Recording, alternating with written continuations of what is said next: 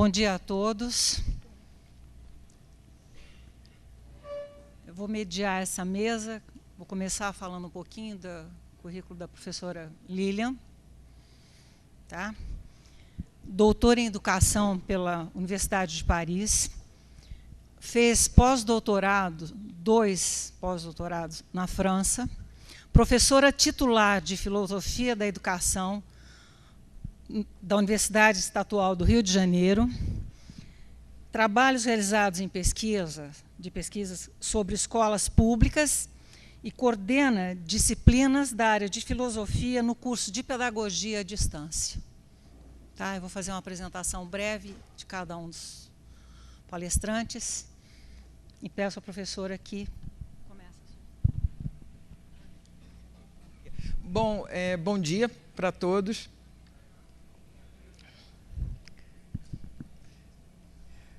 Bom, a mesa essa nossa mesa trata, né, de, como o colega bem lembrou, das interseções e fronteiras entre as modalidades à distância e a presencial.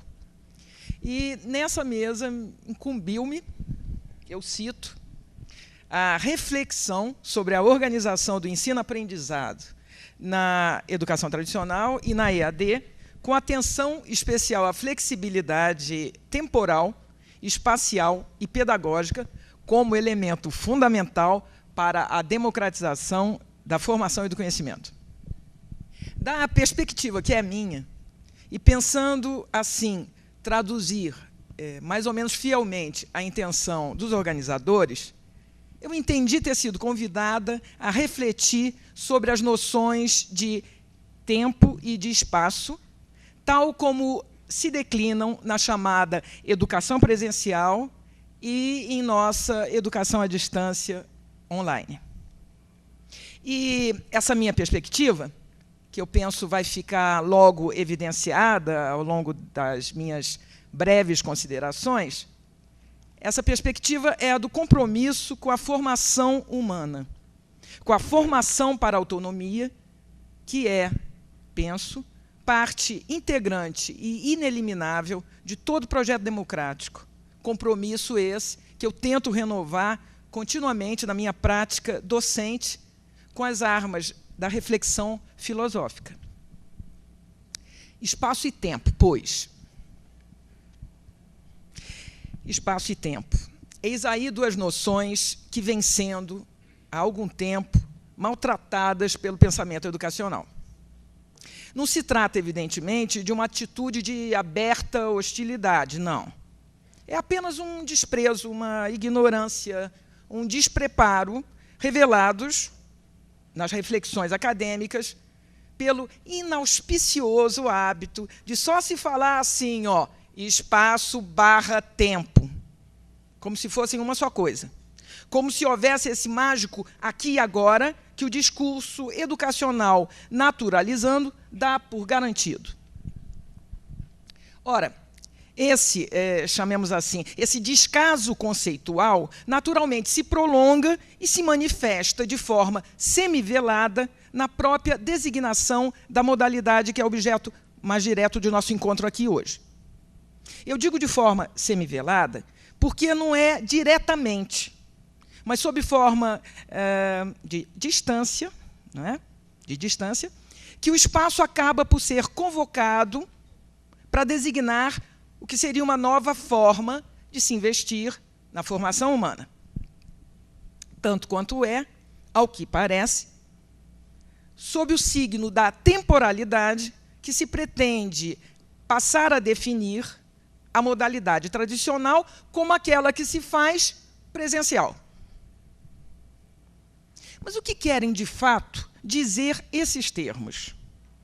Porque, examinando mais de perto, a gente vê claramente que distância e presença não só não são excludentes, como definem apenas, muito superficialmente, aquilo que, tenho certeza, todos nós buscamos designar.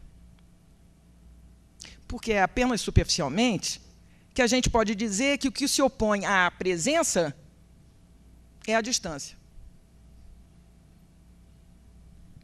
As cartas, as memórias do passado, o nosso pensamento, ele próprio, eles estão aí para nos fazer ver que não foi um mérito da informática garantir a presença, onde ela não parece evidente, garantir a presença desafiando a distância. O que diverge da presença não é, então, a distância, mas a ausência. E o que se contrapõe à distância não é, felizmente, a presença, é a proximidade. Vou tentar, assim, defender a ideia de que é de nosso interesse que os termos presença e distância, longe de serem atribuídos privativamente a uma ou a outra modalidade de formação humana, não só de ensino, sejam reservados para nos ajudar a pensar o compromisso, repito, com a formação humana. Compromisso que, em qualquer caso, deve caracterizar a ação pedagógica e que é o único a poder lhe conferir sua coerência, sua razão de ser mais elevada, sua dignidade.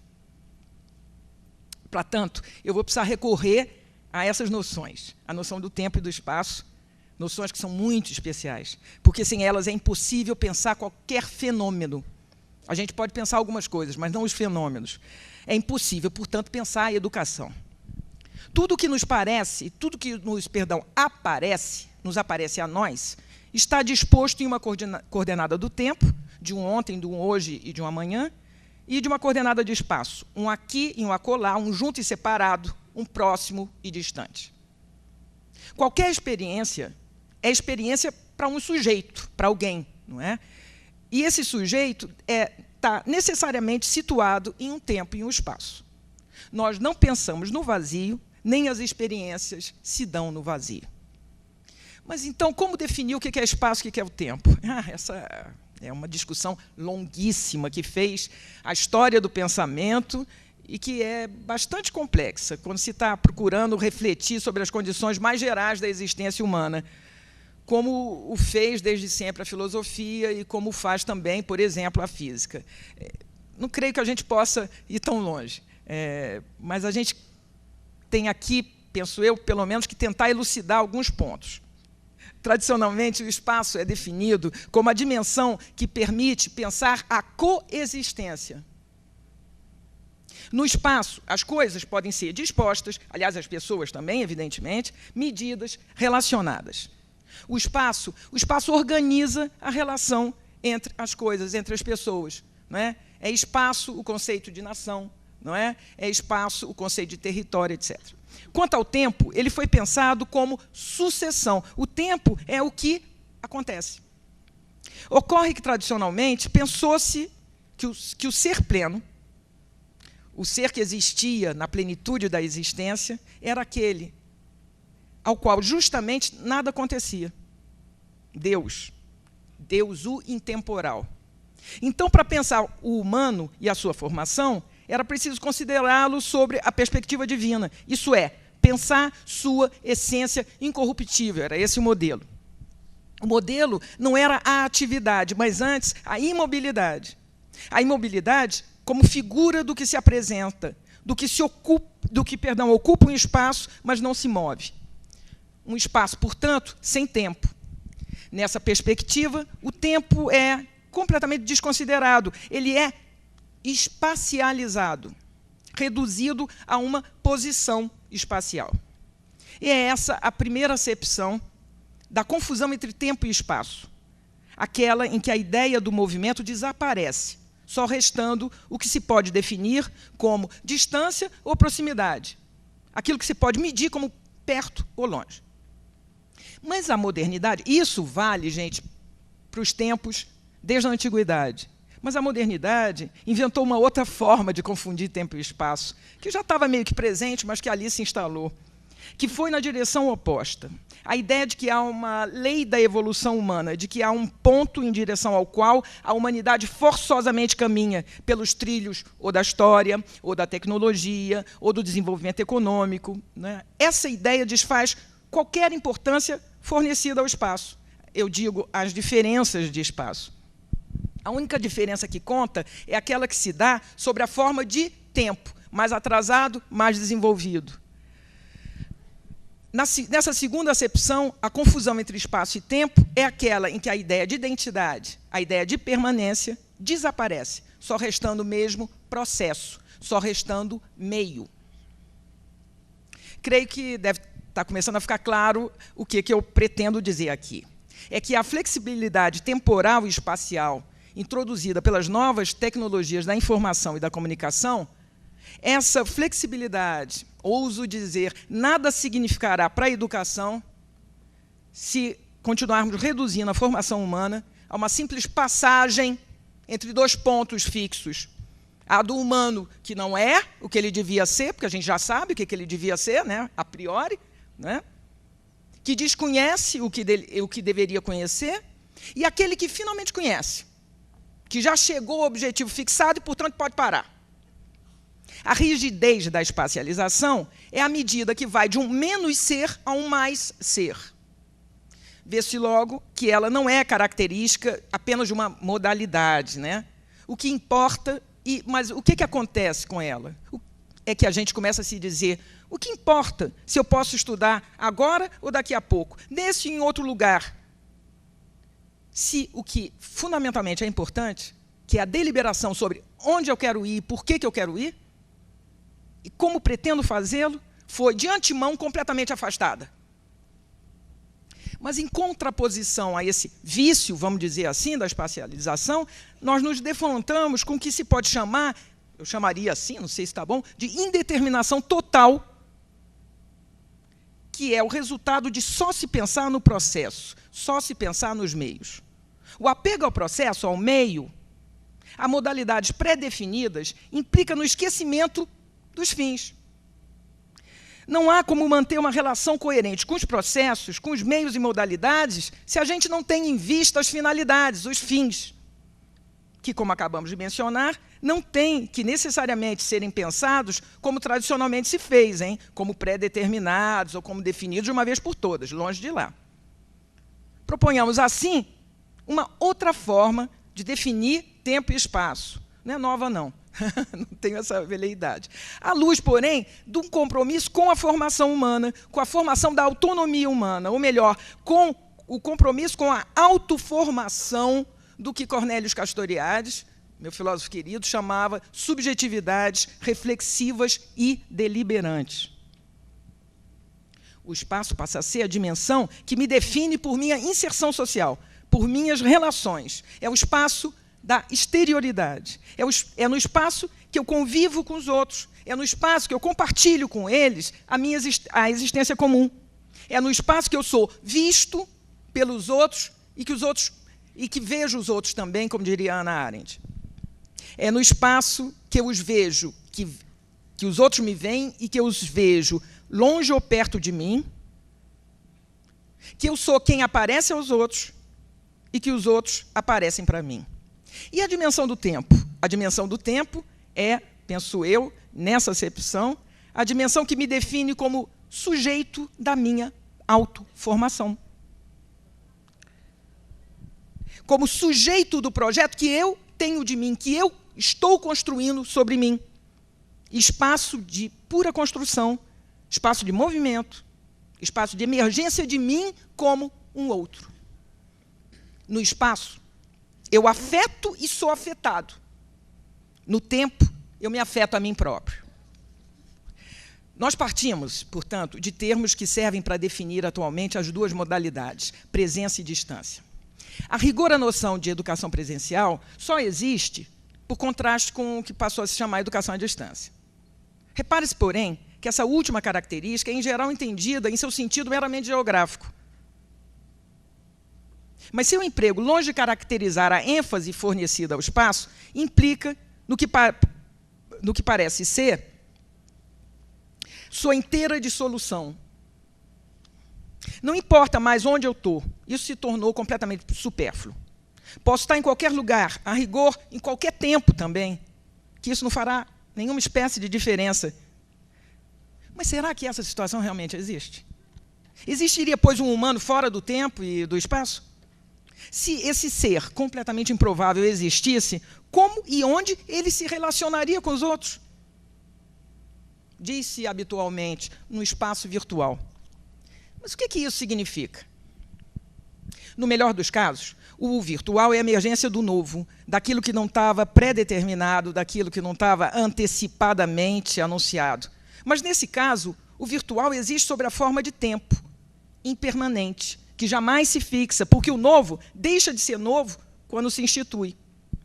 Eu gosto dessa ideia. A educação online, ela é virtual, ela nos obriga a um permanente compromisso com a impermanência, com a emergência do novo.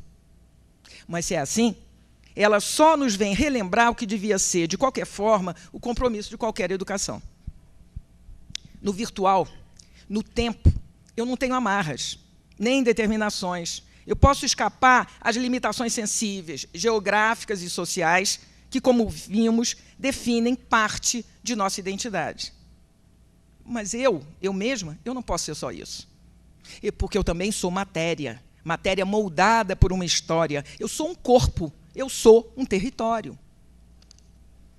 O virtual é, pois, penso eu, momento de formação, mas ele não é jamais espaço onde a formação pode se assentar, permanecer.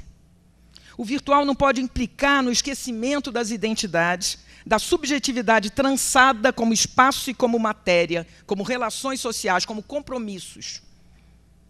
Com isso, eu pretendo lembrar que a educação à distância renova uma questão muito antiga para a formação humana, que é o cuidado para que não se instale um distanciamento do que são os sujeitos encarnados e a nossa prática pedagógica.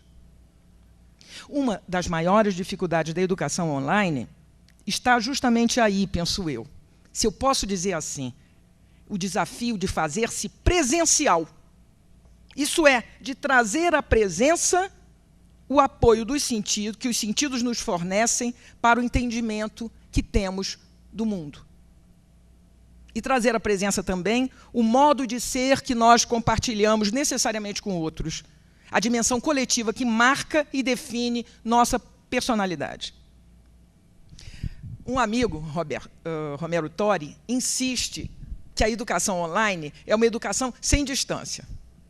Ele aponta a possibilidade de reconstrução de uma proximidade entre o professor e o aluno, que não deve, evidentemente, ser confundida com a ausência de desafios, mas antes entendida como consciência de que é preciso tentar repor as condições em que as marcas espaciais, a identidade social e a experiência sensorial, se recompõem.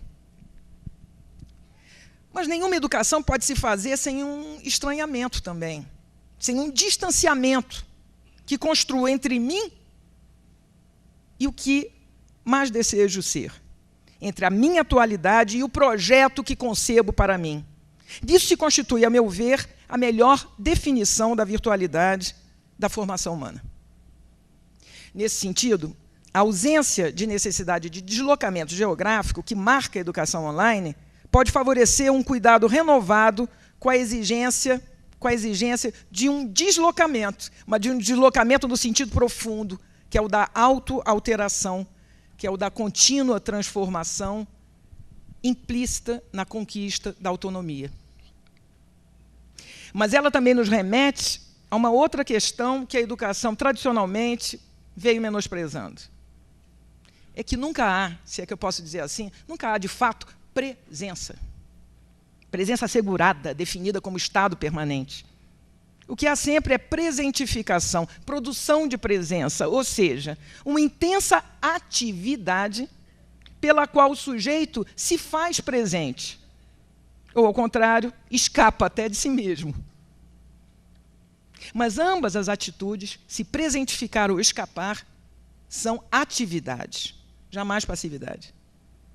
Gostaria, assim, de falar em criação de condições de distância, como quem fala de criação do projeto, de autoquestionamento do seu modo de ser próprio, de deliberação sobre seu destino, e de criação de condições de presença, de produção de presença, como da criação de um modo intenso de estar aí, de se deixar afetar e de afetar o outro e o contexto em que se está inserido.